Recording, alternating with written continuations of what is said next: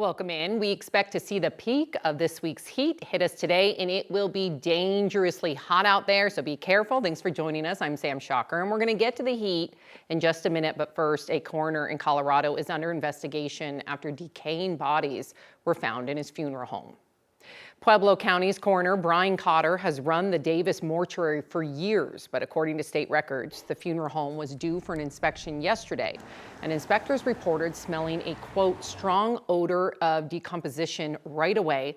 Then they found a door hidden behind a cardboard display, but they say Cotter asked them not to go inside. But records show they did go in, and there were bodies in various stages of decomposition. Records show Cotter said some were awaiting cremation, but admitted some had been in that room for approximately 15 years. The Colorado Bureau of Investigation will discuss the case this afternoon, so stick with 9 News for that information.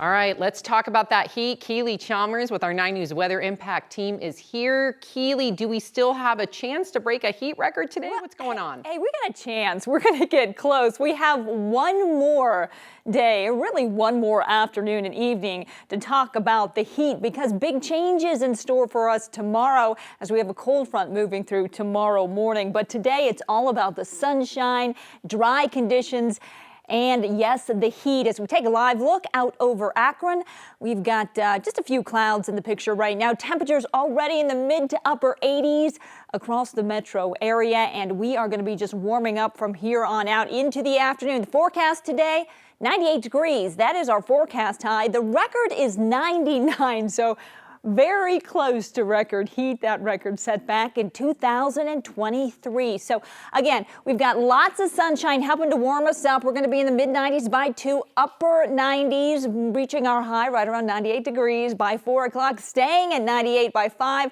staying in the mid 90s at 6 o'clock, and still in the low 90s at 7 o'clock this evening. So forecast highs across the plains getting up there into the mid to upper 90s. Cooler in the mountains, 70s and 80s. 102, that is your forecast high for Grand Junction.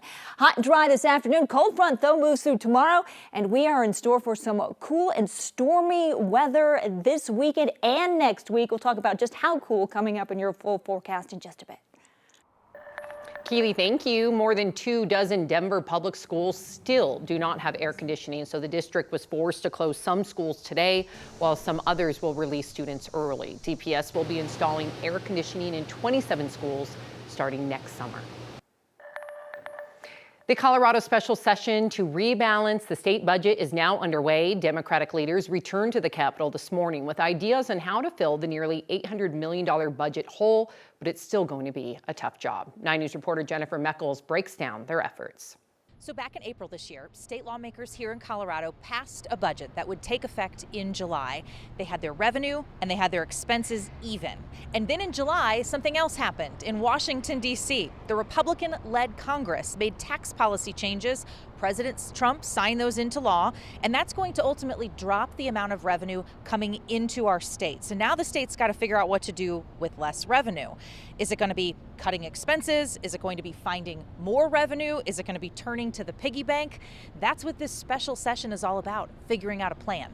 Now, the head of the legislature's Joint Budget Committee, Democratic State Senator Jeff Bridges, said he believes this gap will be closed in 3 moves. 1/3 will come from closing tax loopholes, 1/3 from reserve dollars, and 1/3 from spending cuts. Now, the governor could use executive order power and cut funding from state departments to close this budget gap himself.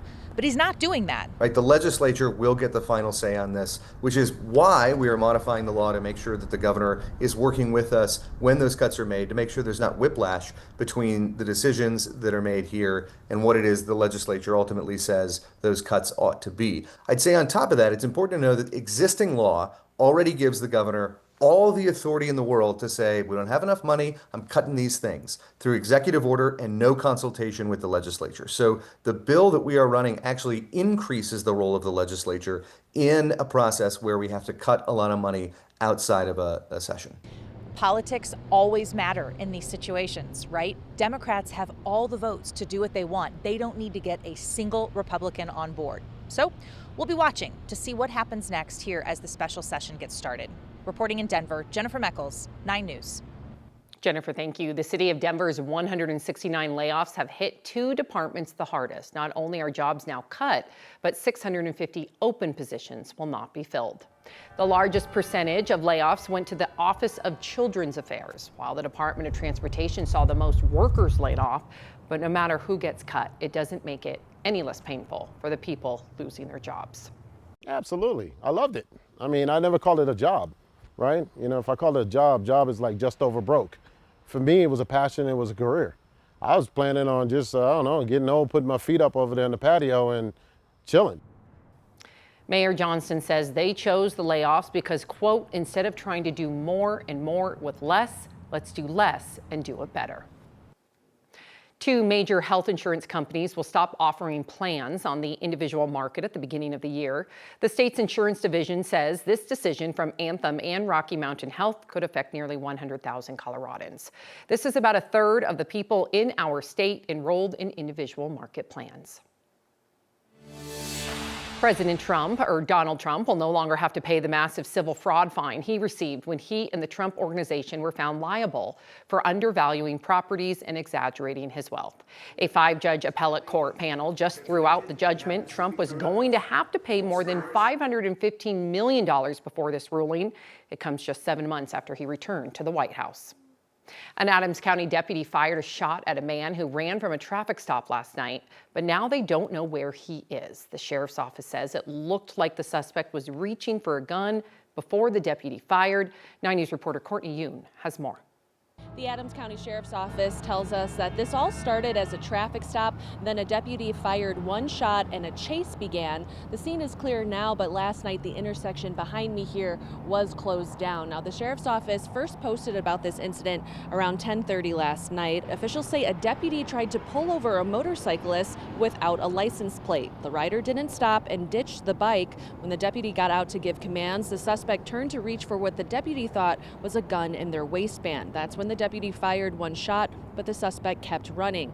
That led to a chase and backup was called. Deputies set up a perimeter but didn't find the suspect. No one was injured in this, and the sheriff's office says that the case is being handed over to detectives. They also told me earlier this morning that they know the name of the suspect, but they're not releasing it at this time. In Adams County, Courtney Yoon, 9 News.